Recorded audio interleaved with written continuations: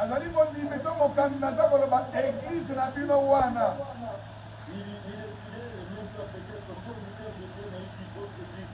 Mindimo na bino wana.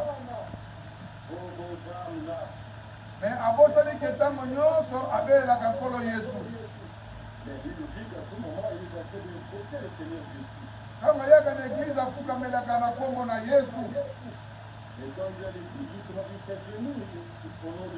Ntango azali na mpasi azali kobelela nkolo Yesu. Yango alobi kima badistraction ya batioli.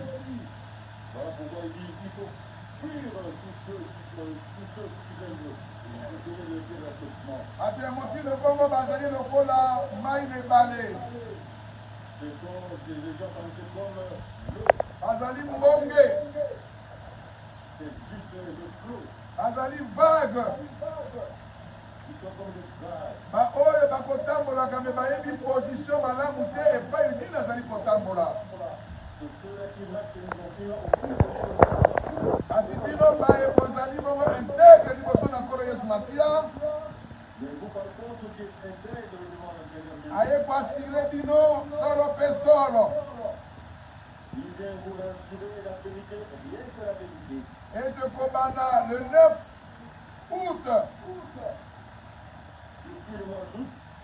Le 9 août, après Sinzela, ete bachef de paroisse.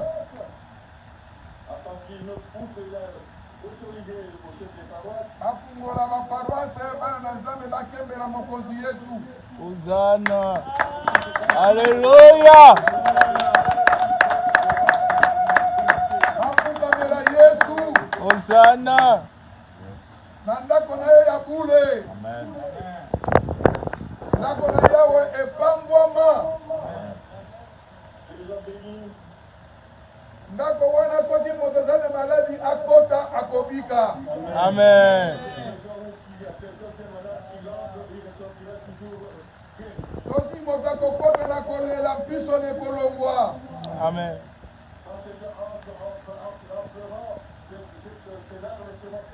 Soki moto azali mikakatano kesila na ndako na Nzambe.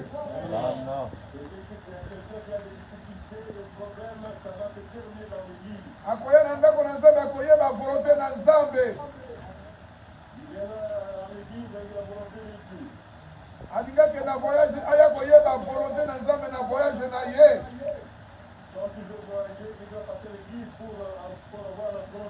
Ata mikakata na misala akoya koyeba volonté na Nzambe na kati na ndako na Nzambe.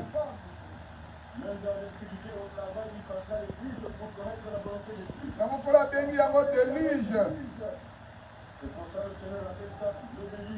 Ete bitumiseli nyonso oyo ekotumisaka bana na Nzambe.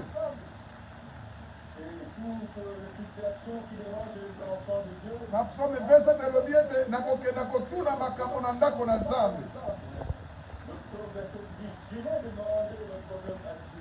Okoya na ndako na Nzambe.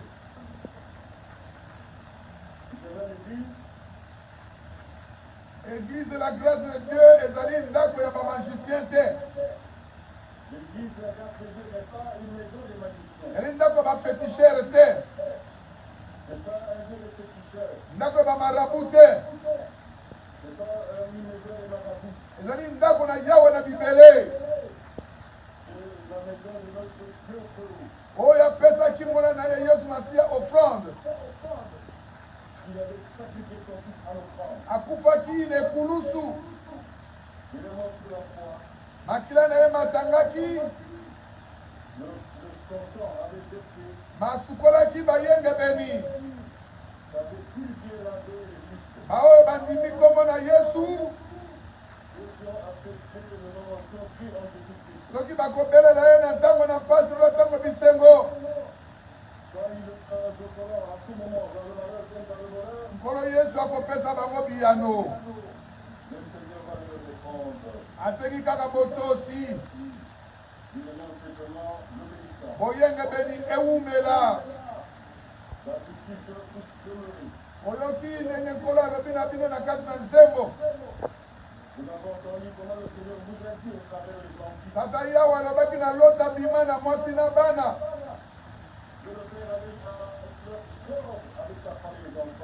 botala na nsima te. Ne regardez pas derrière. Kasi mwasi atondaki na posa ya mosuni. Mais la femme était justement remplie, juste la remplie de la chair. Atondaki na biloko na mokili na kati na motema na ye. Elle était animée de la vie de la chair avec des œuvres de la chair. Atalaki bilamba na ye ya motuya. Il a regardé ce n'est pas son Dieu. Atalaki babiju na ye. Il a regardé ses bijoux alors. Atalaki basandale na ye. Il a regardé ses chaussures, ses sandales. Ndenge etikali ekozika na moto. Et comme c'est resté là-bas, elle était brûlée par le feu. Ntango atali na nsima abonganaki libanga ya mungwa. Et quand il a regardé derrière, justement, elle s'est transformée. Bandimi mingi lelo bazali kokoka kolanda nkolo Yesu te. Mpona posa ya mokili, Pour l'envie du monde, mpona bisengo ya mokili. pour le plaisir du monde. Mokili ezali liwa, Le monde, c'est la mort. mokili ezali libomi. La mort, c'est vraiment la mort. Moko na moko alala nde liloba. Les chapitres vivent justement la parole. Nkolo Yesu ayebisi bayekoli na ye, Le Seigneur avait dit à ses disciples, boluka liboso bokonzi na Nzambe na boyenge beni. cherchez d'abord le royaume de Dieu dans la vie. Mpe oyo etikali ekopesamela bino lokola matabisi. Et le reste vous sera accordé par le Tout. Nani ayebisi bino soki moto asambelaka fo ezala pokwa? Si vous avez aussi quelque chose dans cette parcours, Nani ayebisi bino soki moto asambelaka fo ezala moto ya pasi? si vous avez aussi quelque chose dans cette situation de misère, de souffrance, Nani ayebisi bino soki moto asambelaka fo ezala malheureux? si vous avez aussi quelque chose dans cette problème malheureux, Lipamboli ezali nde epai na Yawe. Amen. la bénédiction est à l'État. Elevation ezali epai na Yawe. L'élévation est à Dieu. Benediction ezali epai na Yawe. La bénédiction seulement est à Dieu. Apesi nyonso na mwana na ye Yesu Masiya. Il a compté pour à son fils aimé Jésus. Oyo andimi Yesu Masiya Celui qui croit en Jésus, azwi lipamboli oyo nkolo Yesu mpe azwaki. reçoit la bénédiction que le Seigneur lui lui-même avait reçue. Lelo nkolo ayebisi na bana na ye nyonso ya la grâce de Dieu. Le Seigneur Jésus a dit à tous ces enfants de la grâce de Dieu, Bakristo banso à tous les chrétiens ya Afrique, de l'Afrique, ya Europe, de l'Europe, ya Amérique, de l'Amérique, ya Asie, de l'Asie ya Océanie. et de l'Océanie. Nzambe azali incapable te. Dieu n'est pas incapable. Yawe azali capable. Dieu est capable. Na kombo na mwana na ye Yesu Masiya Au nom de son Fils Seigneur Jésus, mpona koprotege bayenge bene nyonso. pour protéger tous les Juifs, Epai nyonso bozwami. partout où vous trouvez. Protection ezali masque te. La protection est un masque. Protection ezali mabondeli kondima epai na Yesu Masiya. La protection, c'est la prière et la foi en Jésus. Lokola ezali mopepe ya mabe ya milimo na mbindo. C'est comme un conseil qui est dit. Kaisa alobi ete moto nyonso atambola na masque. Les baptistes, tout le monde, Yo mondimi otosaka maloba na Nzambe. Tosa mpe ya Kaisara. et je suis également les paroles de Dieu, donc pour Okoya na ndako na Nzambe na masque na yo. tu viendras à l'église avec ton masque. Mpe service nyonso ya protocole ekopresente yo gel mpona kodesinfecte maboko na yo. Moto alingi kotosa te akota mpe na ndako na Nzambe te. Et celui qui ne va pas respecter les bases des gestes barrières n'entrera pas dans l'église. Moto alingi kotosa te service ya protocole na botosi nyonso yebisa ye zonga na ndako.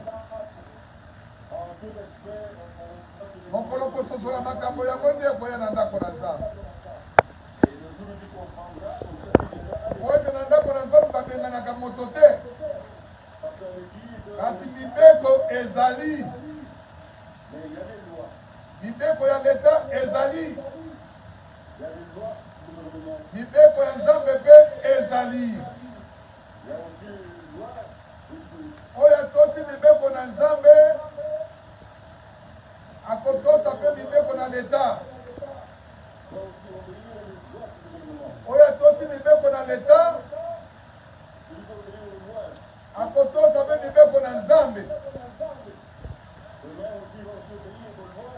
Lokola bino bana na Nzambe botose mibeko na Nkolo Yesu, bozalaki presse ya kokota na ndako na Nzambe te, amonaki botosi na bino, yango wana afungoli nzela le 9 août bachef de paroisse bafungola ndako na Nzambe, bana bakota, bana bayemba mpe batosa ekambeli leta apesaki. Epai bozwa bino betela Nkolo Yesu basi ya maboko,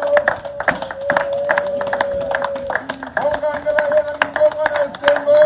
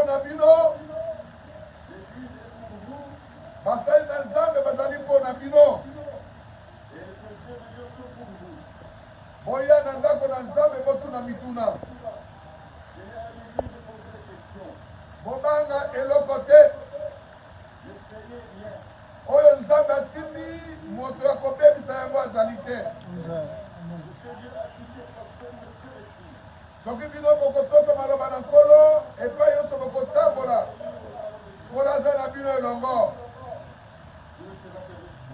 Molimo mosantu nde moto ekobatela bino. Ata bolati maske, ata bosukoli maboko, soki ezali Yawe te, ezali mosala ya pamba. Amen. Satana yebi, yango wana bazali kobloke baeglize mingi. Po bayebi ete na kati na mabondeli, Satana azali kokoka kosima milimo ya bandimi te. Bino bobondela. Bobondela na ntongo, bobondela na midi, bobondela na pokwa, bobondela na butu. Nkolo Yesu akobatela bino. Molimo na Nzambe ezali mpenza po ete tata apesaki mwana na ye Yesu mpo na bino.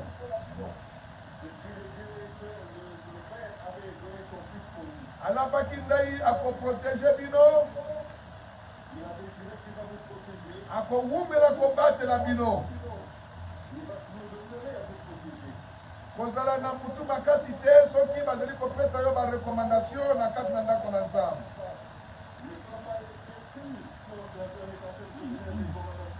Molimo Santo ezali koencadre babrigand te.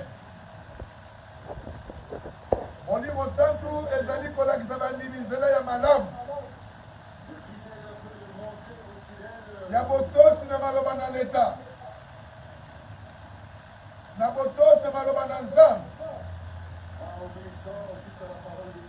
Yango mokolo mwa lelo engebe na mabondeli na bino, kolasili koyoka akokende na bino molai te po ete bokobosana nini nkolo ayebisi bino.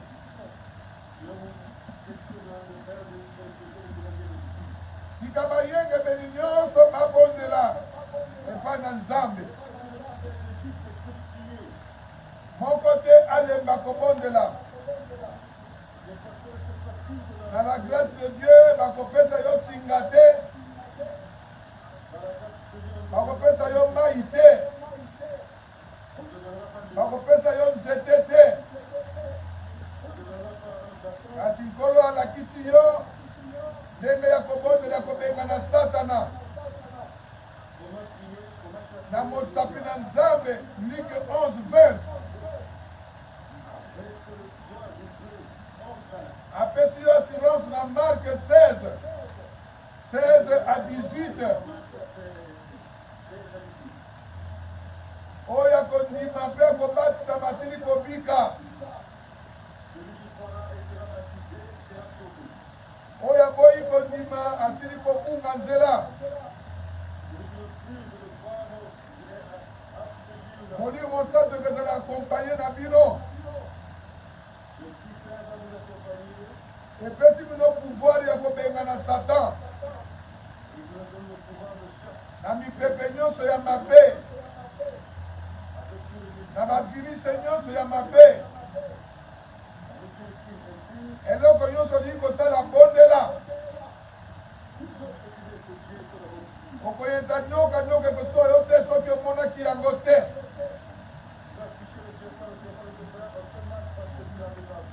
Bakotiela yo poison na biloko okolia kokufa te soki omonaki yango te.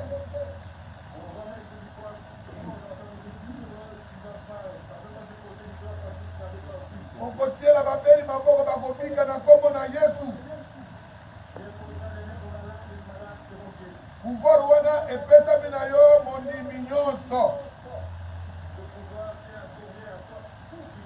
Olongola kobanga kola pesi bino assurance. Soki oyebi kobondela te, zonga na chantier balakisa yo ndenge ya kobondela.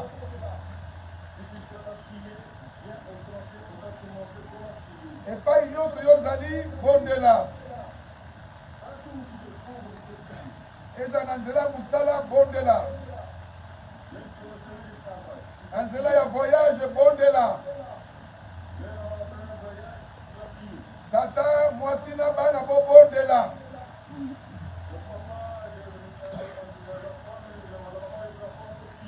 Esika mabondeli ezali Nzambe akotika bino te. Tika kotiola.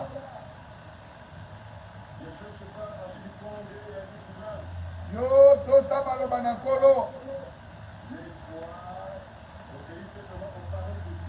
Mopepe yango ezali ya mabe, kasi oyo ezali juste epai na Nzambe akozala protege.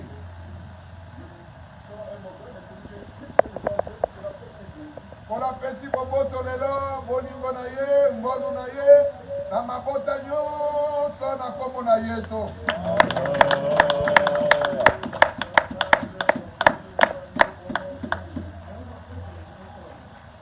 Munasengi loyembo kati na mama na ye, profetesi Bania nsima nango, nde topesi nzela na bakomunike lokola yebisamaki, komo tokoti na lipamboli koremercie Seigneur ndenge afungoli porte ya eglize mokolo mwa lelo.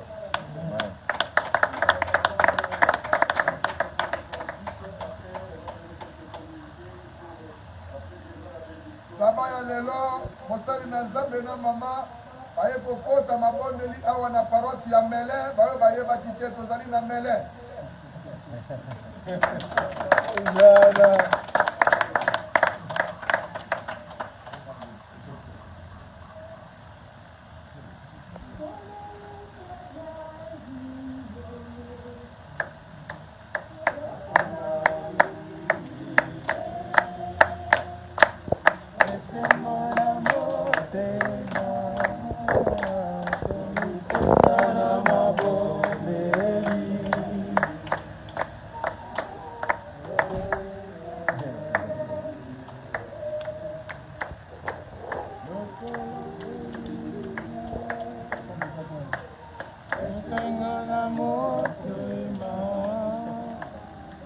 Sana mabondeli.